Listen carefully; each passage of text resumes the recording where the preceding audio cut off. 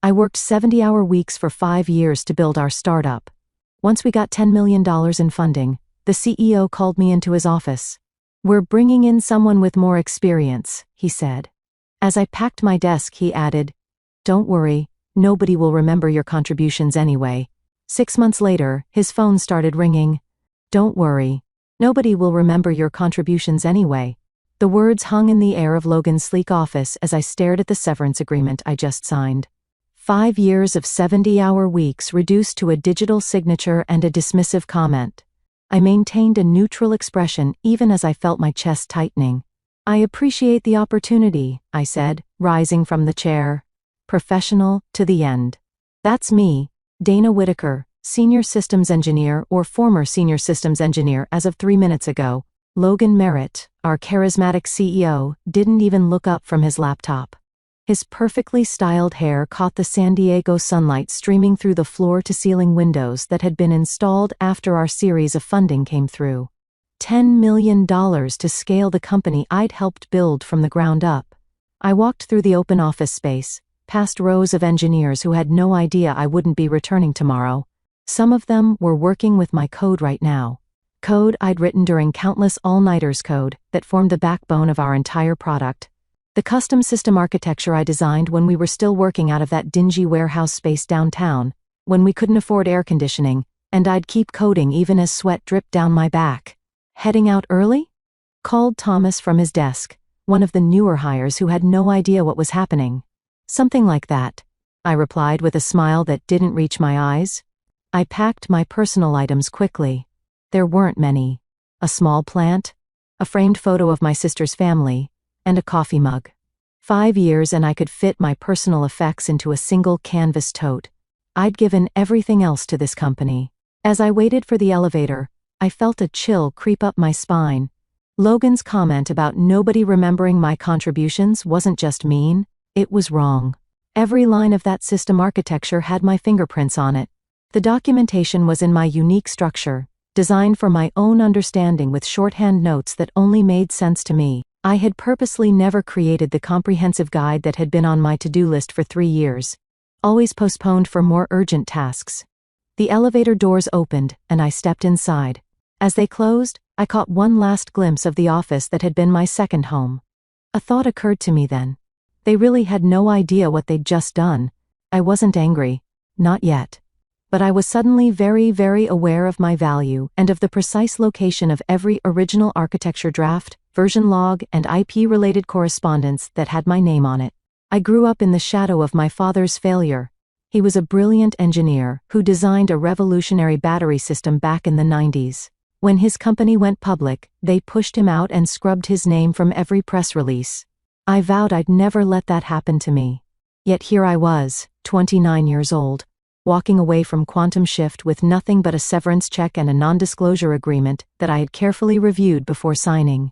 The NDA covered company secrets, but it didn't cover my personal documentation process or the files I deliberately sent to my personal attorney before I'd even walked into Logan's office. I'd sensed this coming 3 weeks ago. The whispers, the closed-door meetings, the way Logan had started introducing Troy, the new engineering consultant, to our investors. I wasn't paranoid. I was prepared. On the drive home, I called my attorney, Valerie Knowles. "I've been dismissed," I said simply. "They're bringing in someone with a more experience." "I see," Valerie replied, her voice steady. "And the severance package? 6 months salary, standard NDA. Nothing about intellectual property beyond what was in my employment contract." "Smart girl," Valerie said, and I could hear her smile. "The files you sent over look solid. Let's meet tomorrow to discuss options." The next day, I didn't feel the customary urge to check my work email or Slack messages. Instead, I slept until 9 a.m. for the first time in years, made myself a proper breakfast, and drove to Valerie's office with a strange sense of lightness. Valerie had laid out my files across her conference table. Architecture diagrams, version control logs, emails that clearly showed my contributions, and most importantly, proof that I had created the custom authentication system that made Quantum Shift's product unique in the marketplace. "You've been meticulous," Valerie said. "Most people don't document like this." "My father taught me to keep receipts," I replied. "So what do you want to do with all this?" she asked, gesturing to the evidence of my 5 years of work.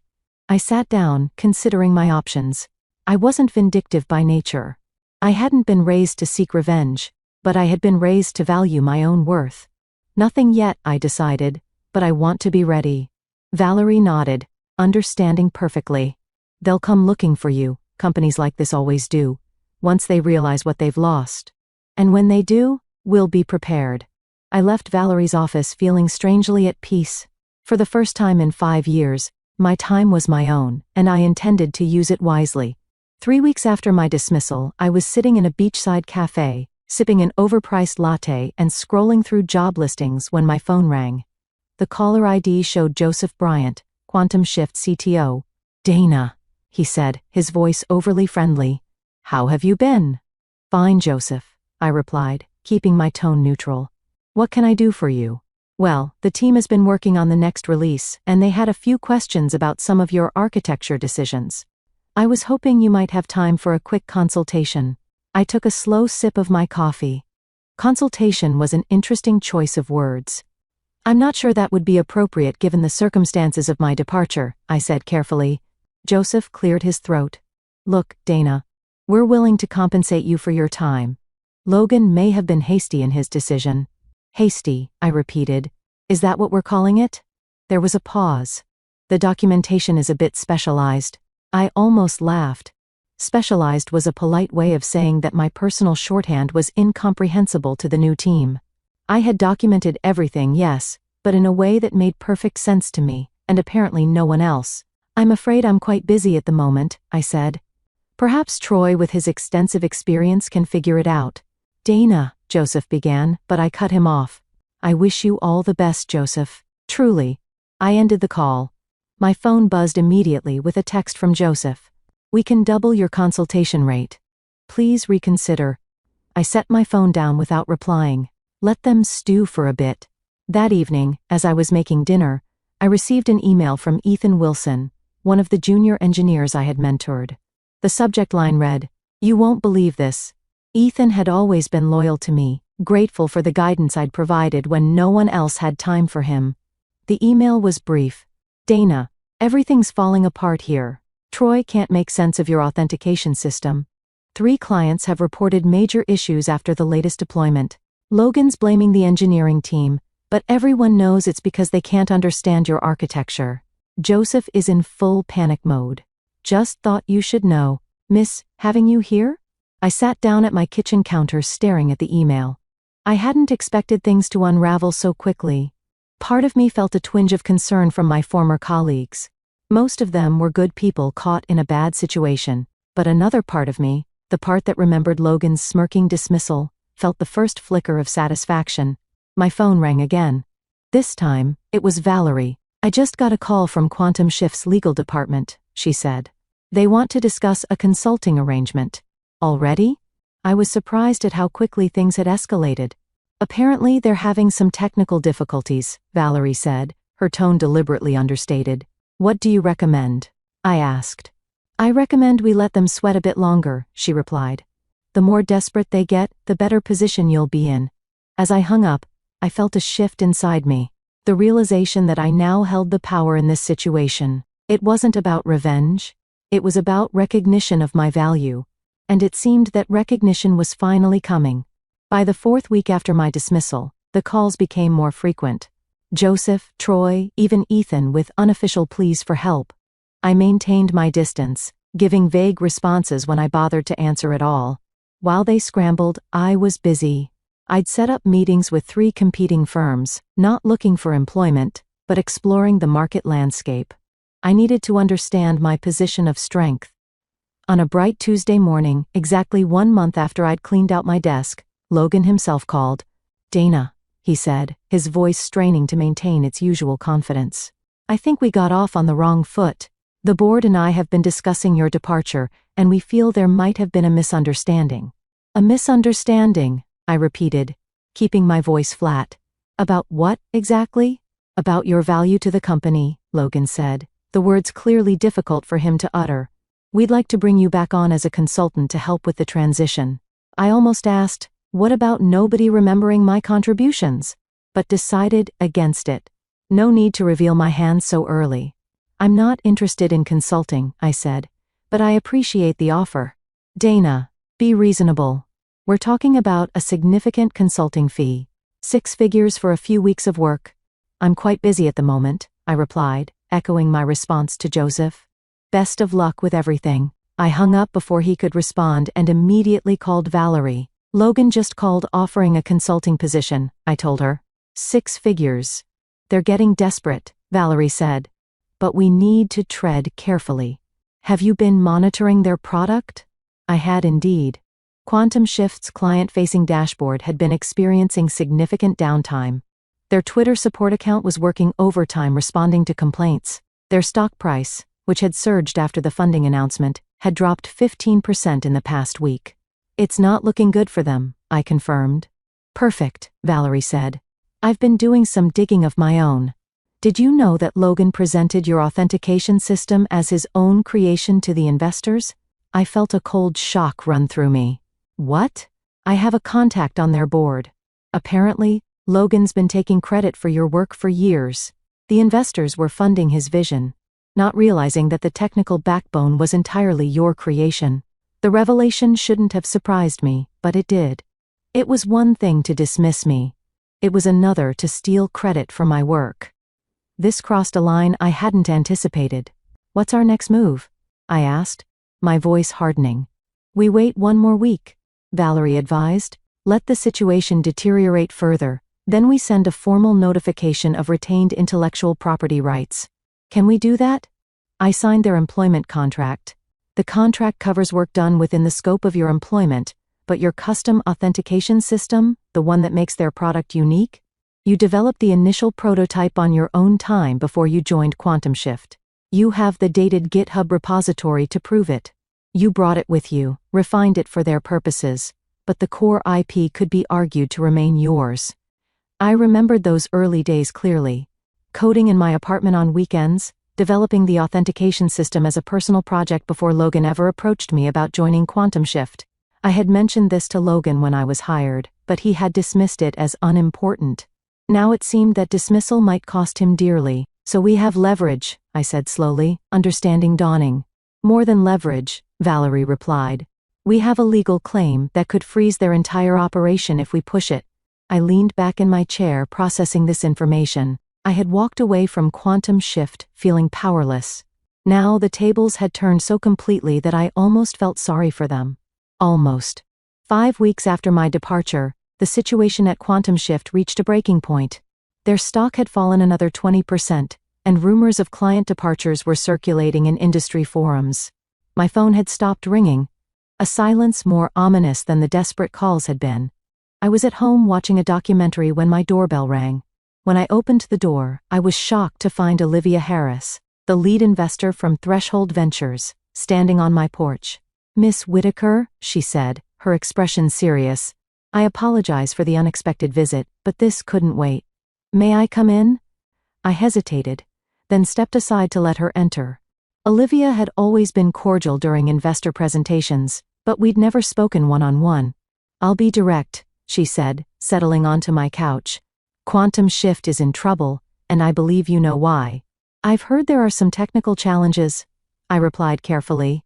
Olivia fixed me with a penetrating stare. The authentication system is failing, and nobody can fix it. Logan assured us they had redundancies in place for key personnel departures, but that was clearly untrue. I remained silent, waiting for her to continue. What's more concerning, she went on, is that we've discovered discrepancies in what we were told about the company's technical leadership. Logan presented himself as the architectural visionary, with you as merely an implementer of his ideas.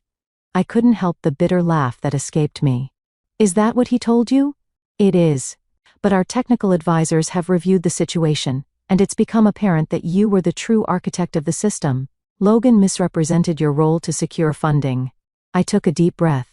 I'm not surprised, but I am disappointed. As am I, Olivia said. Threshold invested $10 million based partly on false premises. That's why I'm here, Miss Whitaker. The board has called an emergency meeting for tomorrow. Logan doesn't know I'm meeting with you, but I believe your presence at this meeting is essential. This was unexpected. I had anticipated legal negotiations, not a board invitation. What exactly are you proposing? I asked. I'm proposing that you tell the truth. Help us understand what we're dealing with and what options we have. In return, I promise that your contributions will be properly acknowledged and valued. I thought about this for a moment. I appreciate the offer, Miss Harris, but my attorney has advised me not to engage directly with Quantum Shift without proper legal protections. Olivia nodded, seemingly unsurprised. I understand. What if we include your attorney in the meeting? This isn't about cutting deals in back rooms. It's about transparency. The investors need to know what's really happening. I considered her proposal. Attending the board meeting could be risky, but it also presented an opportunity to directly address the people with the power to make real changes. I'll need to consult with my attorney, I said finally. Of course. Olivia stood to leave. The meeting is at 10 a.m. tomorrow. I hope to see you there. After she left, I immediately called Valerie and explained the situation. This is an interesting development, Valerie said. Earlier than I expected, but potentially advantageous. If you attend, you'll be speaking from a position of strength, not desperation. What about our original plan, the formal notification? We can still proceed with that. In fact, I'd recommend sending it tonight before the meeting. That way, they'll be aware of your legal position when you walk into the room. I agreed, and Valerie promised to send the notification immediately. That night, I barely slept. Tomorrow would be a confrontation I hadn't sought but now welcomed. I wasn't going in seeking revenge, but I was determined to set the record straight. Logan had tried to erase me from the narrative of Quantum Shift's success. Tomorrow, I would write myself back in, this time indelibly. The Quantum Shift offices looked exactly the same as when I'd left 6 weeks ago, yet everything felt different. I walked through the reception area with Valerie beside me, turning heads as I passed. The whispers followed us down the hallway to the main conference room. When we entered, the tension was palpable. Around the long table sat the board members, including Olivia Harris, 3 other investors, and the company's executive team. Logan sat at the head of the table, his usual confident smile nowhere to be seen. Joseph, the CTO, looked like he hadn't slept in days. Miss Whitaker, thank you for joining us, Olivia said, rising to greet me. And this must be your attorney, Miss Knowles. That's correct, Valerie replied smoothly, setting her briefcase on the table. We received your invitation and are here in good faith, but I should note that we delivered a formal notification of retained intellectual property rights to Quantum Shift's legal team last night. Logan's face flushed with anger. This is absurd. You signed an employment contract that clearly states all work product belongs to the company. I'm aware of what I signed, I replied calmly. But the authentication system in question was initially developed before my employment began. I have documented proof, including the original GitHub repository with timestamps. One of the investors, a silver-haired man I recognized as Victor Lee from Magnitude Capital, leaned forward. Is this true, Logan? Did you know about this? Logan's expression tightened. Dana's making misleading claims. She may have had some preliminary code, but anything substantial was developed on company time. I retrieved my laptop from my bag and connected it to the conference room display. With your permission, I'd like to share some evidence. Olivia nodded, and I pulled up the GitHub repository, showing the commit history that clearly dated back to before my employment at Quantum Shift. Then I displayed emails between Logan and me from my early days at the company, where I explicitly mentioned bringing my authentication system to the project.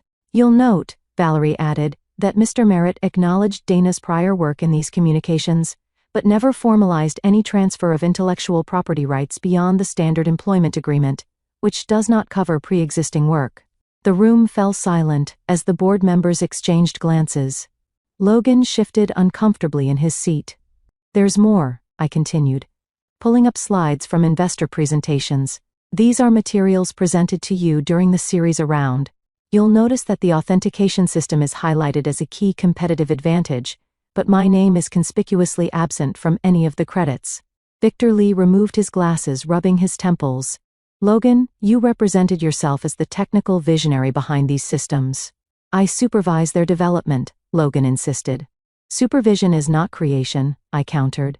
And your supervision consisted mainly of setting unrealistic deadlines while taking credit for the results. Joseph, who had been silent until now, cleared his throat. I can confirm that Dana was the principal architect of the authentication system.